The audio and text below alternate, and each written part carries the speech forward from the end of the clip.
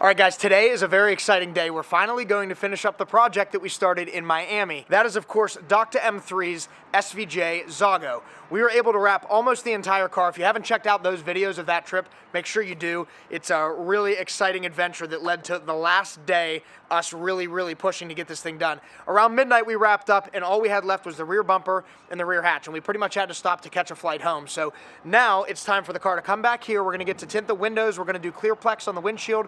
We're gonna finish the PPF on the rear hatch and the rear bumper, and we're gonna ceramic coat the car. So very excited. We're gonna go meet up with Doc and grab some dinner and pick up the car, bring it back here to home base. I don't think this car is gonna fit. It's so wide. We've had a Ford GT in here, very wide. This is wider, and it missed the fenders by 1/2 of an inch.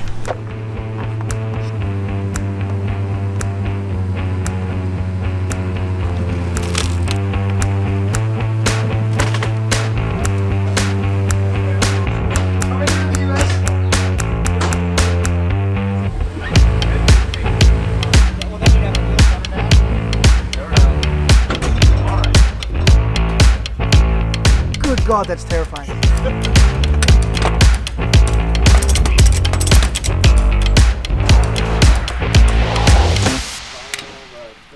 Yeah. Got the key to my new XAGO. To the table.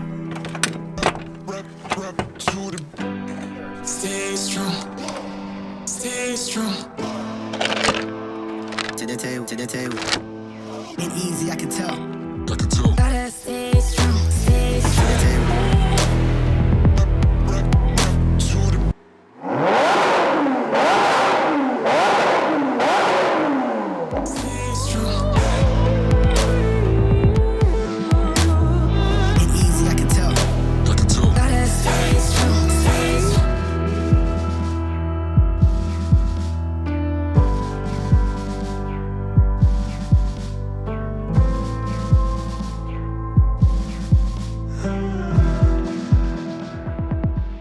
All right, so one thing I wanted to show you guys on the SVJ XAGO, this is the rear bumper pattern. I guess this is true of any SVJ, but normally a rear bumper is like maybe two or three pieces.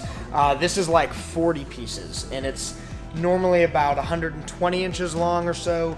This pattern is 240 inches long. So this is using twice the amount of material that a normal rear bumper would use. This is why when we quote exotic cars and supercars, a lot of times the price is higher, because even though the car itself is not any bigger, there's so many more surfaces to protect and so many more angles and things like that to think about. So that is the rear bumper pattern we're about to install.